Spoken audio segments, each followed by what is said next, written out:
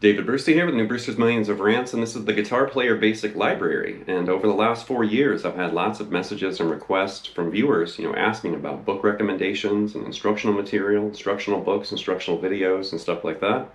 And everything from basic beginning methods to technique books and music theory books and sight reading books. And there's a lot of options. There's literally hundreds of thousands of books you could potentially work through. I mean, I have 10 of my own published books from Hal Leonard and Centerstream and other publishers. But it's a little overwhelming, especially if you start digging around trying to find older books. And maybe you can't find it in a store and you just see a picture of the cover and you wonder, is there something in there I could learn? Or is that a good book? Or, is there cool licks or ideas in there? And you really don't know until you sit down and open it and start working with it. And obviously some books are way better than others. Some books are literally just kind of trash. And then other books are just so invaluable and so important. And this episode is going to kind of help you, select maybe some new books for your library. Here we go.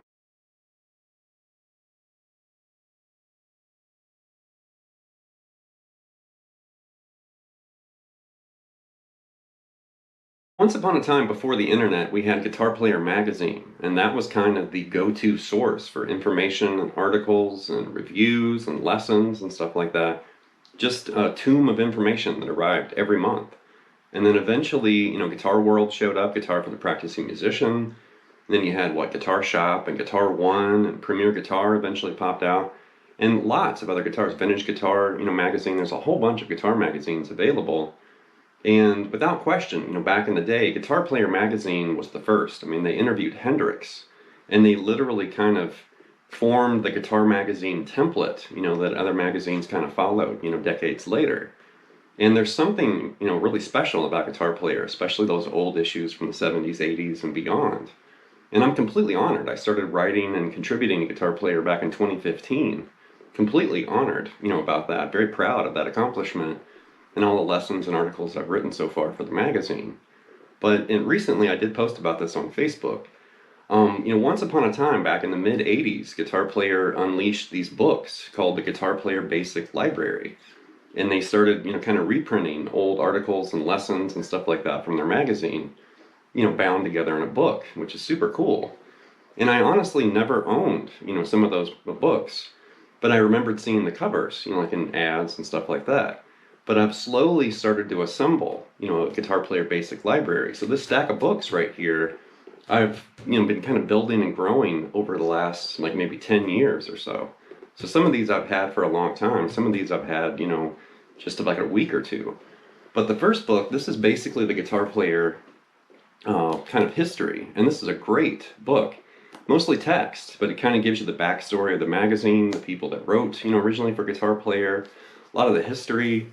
There's some reprints. I'm going to kind of give you a little glimpse. There's a lot of photos and history, and this is a great book. If you love Guitar Player magazine, you definitely need a copy of this. This is great. And then the Guitar Player book, which this came out, before that one.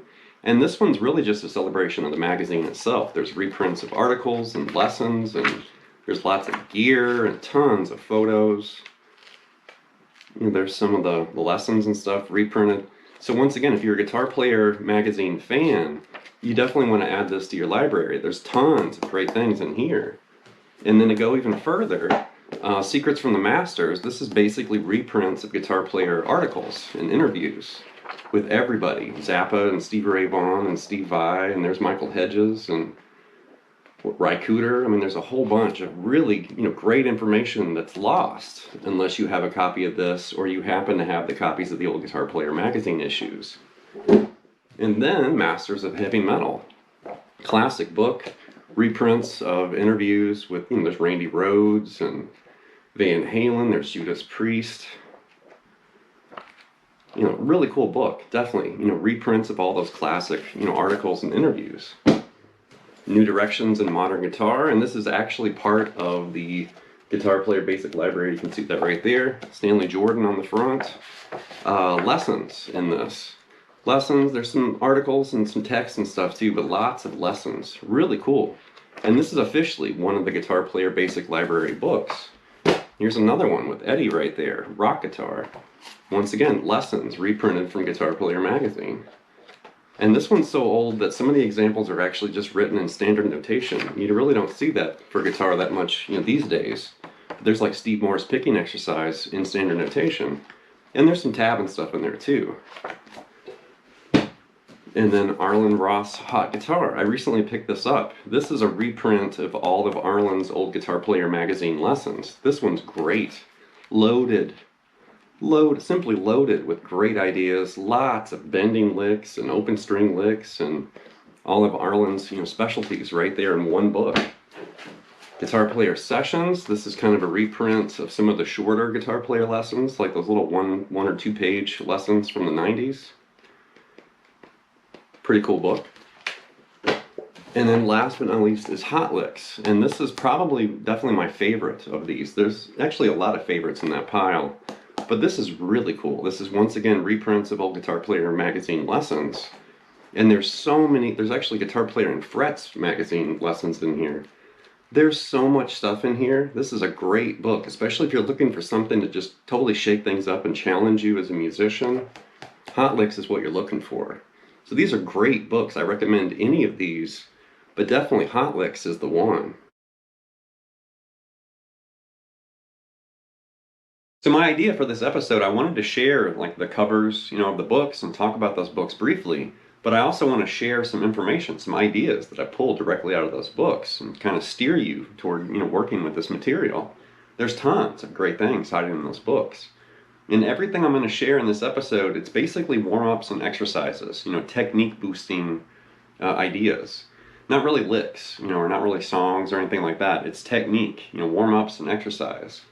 And this first idea, this actually came from Jerry Hahn, and this is from the March 1974 issue of Guitar Player. So if you have the March 1974 issue, you can pull it out and find this lesson. If you don't have this lesson, it's reprinted in the Guitar Player book, which is where I got this information. This is a great exercise. So we're going to go really slow because this is a warm-up stretching exercise. You don't want to shred this. We're exercising your hand. But it actually starts right here. So it's E major 7. And actually Jerry showed it, I think it was down here, like C major 7. But just to make it a little bit easier, and also so we can use that low E string, I rearranged this to the key of E. Just kind of transposed it or changed the key. So just a heads up, I believe the original lesson was in C. But we're going to move it to E. Because I weirdly want to use that low E string like that. So there's E major 7. So I'm not really fretting hard. I'm not bearing down, and cramping my hand. But I am using a certain amount of pressure. I'm fretting those strings and those notes with a little bit of authority. I'm not mashing my fingers into the wood on the fretboard, but I am holding those notes firmly like that. So there's E major 7, all right? Now to start the stretching, just take your index finger, move it down to D. Now it's E7. Right? Now take that B, move that to B flat. That's the flat 5. It's also the raised 4th or sharp 11. So that's E7 sharp 11 right there. Now take your third finger and move that G sharp to G. And now that's E minor 7 flat 5. Take your pinky, move that back a fret. Now that's E flat major 7 over E. Alright, so we just basically inched our way down one note at a time to another, major 7th chord. Like that. Once you get to E flat major 7, go back to E. Now take your pinky, go up. Now stretch your third finger and go up. Middle finger. And then your index finger. And I want you to go really slow right there. And I kind of like adding like vibrato, just to kind of move my hand and my fingers. You can kind of feel it in your wrist a little bit when you do that. And just to really, assure that I'm going to go slow.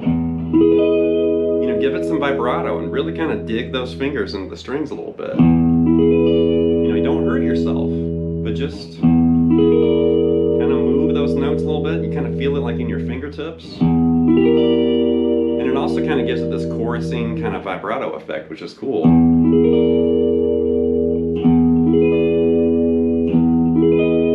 Really interesting hands-on type of exercise. Now, basically what you can do is you can basically start moving that all the way down the fretboard. You know, I put it way up here to make it a little bit easier, but then you can start doing, you know, do this over time. Like, don't do it in one sitting or one day.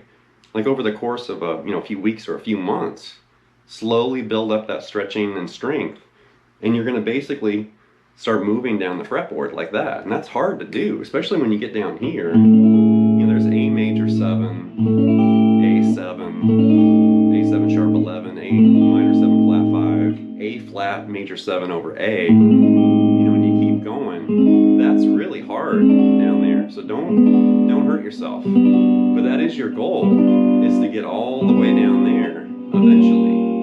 And there's basically where we started, you know, F major 7, an octave lower. Or I'm sorry, we started in E. So E major 7, you know, would be an octave lower. But I did kind of park it there, you know, in F major 7. But that's a great exercise. Low impact. You don't have to think a whole lot. You just have to fret and stretch. And you can definitely feel it, you know, in your fingers, your hand, your wrist. You should, you know, definitely feel that if you run through it a few times.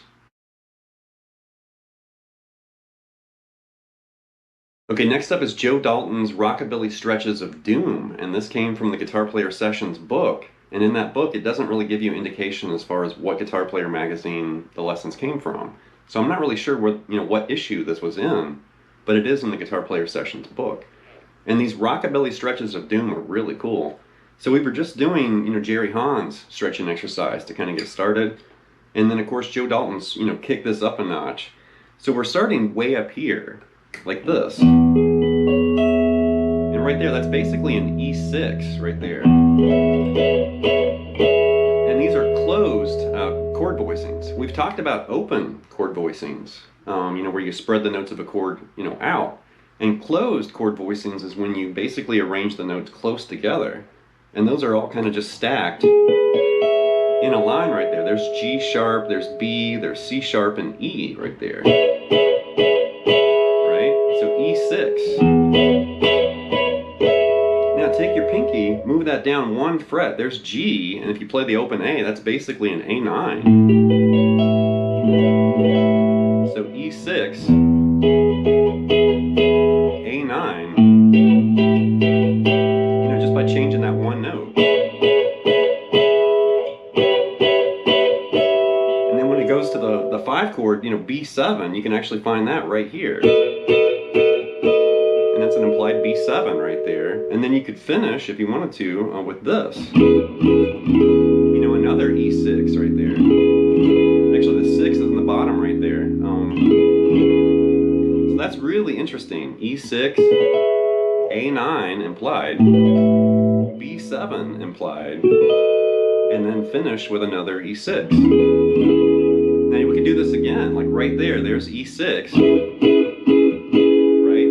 Take that G sharp, move it back to G, there's your A9 again, right? So E6, A9 implied, and then a B7 hiding way back here. And then you could actually end with this E6 if you wanted to. But I love those chords. It reminds me of like pedal steel or something with those sixths and... You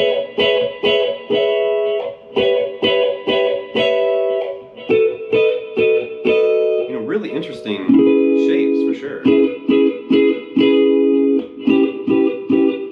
You know, super stretchy too.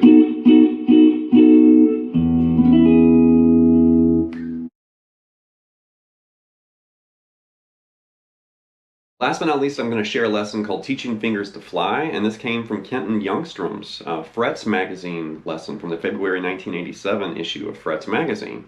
Frets is a long gone acoustic version, or kind of a side version of Guitar Player magazine. I'm not really sure when Frets ended. It was probably like the late 80s, early 90s or something like that, but it did eventually disappear. But I remembered like either encountering this lesson somewhere or something, because it's actually a classical guitar lesson. And in the notation, you can actually see he's finger picking. He's not using the pick. But I distinctly remember as a kid when I found this lesson, I don't remember if I had that issue or what, but I recognized it as soon as I found this. This was actually in the Hot Licks book. And as soon as I saw it, I thought, hey, I know this lesson. I've worked with this before.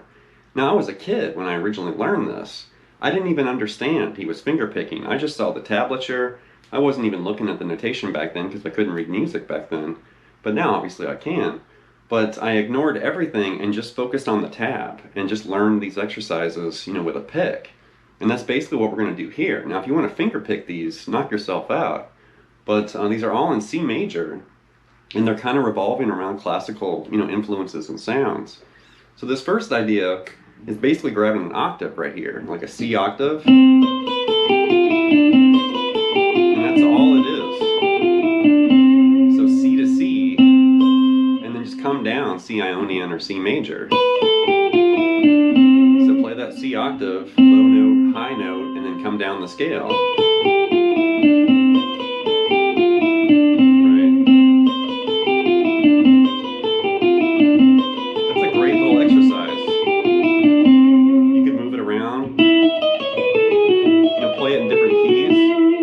Also flip it upside down and ascend. Start with a higher note, then the lower C, and then climb, C Ionian. Like that. And I would just sit there and just loop that over and over and over. Like I said, you could play it in other keys, other positions. And you could actually combine those two worlds or ideas. You could do the original, mix it with the other version like that. You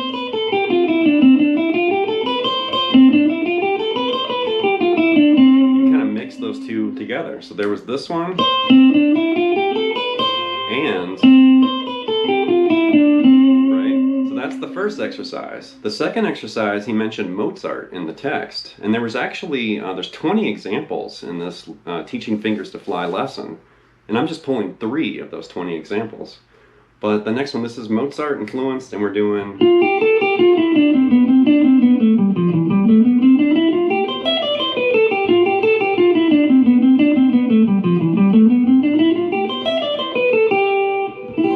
Something like that. So we're starting here, and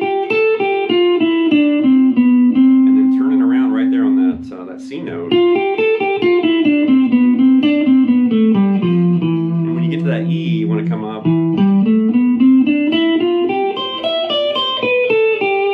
Really interesting sequence because it's definitely scale based, but then at times it almost has an arpeggio kind of feel too, like that.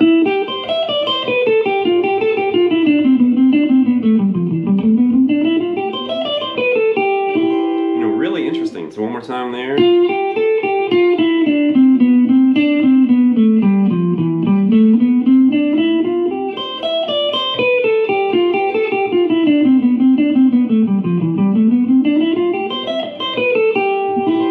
But the last sequence, he actually mentioned Beethoven in the text, and it's still in C major, and this one's also really demanding, something like this. One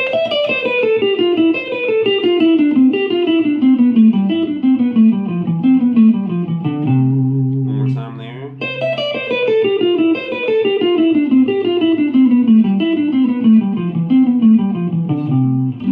Right, so all those were in C major, and with this one, it's really interesting. You can feel it, like when you're moving down, the strings, you can definitely feel the stress or strain, on your technique, because that's hard. It's not an easy sequence. It might sound really easy, but then when you start fingering and kind of moving through it, you'll realize, like, whoa, that's hard, because you're doing this. And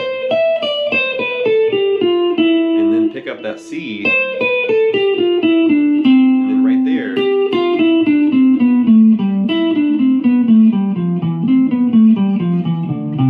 definitely a big challenge all the way down.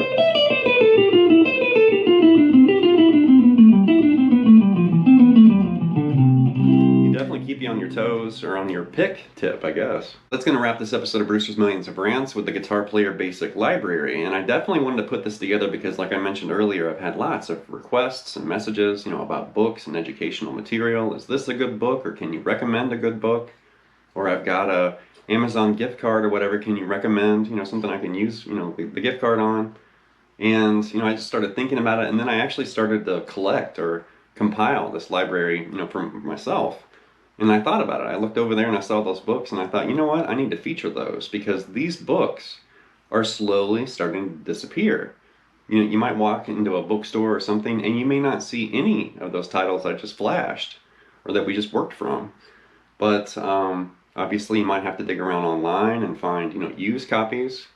And that kind of stuff scares me. Hopefully, this isn't going to make me sound paranoid, but I don't like when things like that disappear. Albums and books and movies and stuff like that, magazines or whatever. I want to keep that stuff and remember.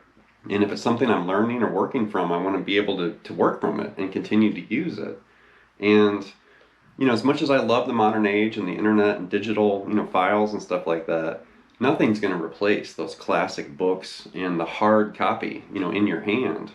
Because, flipping around on your phone or a computer is fine, but it's really different whenever you're putting it on a bookshelf or in your collection of, material, and you can reach for that book.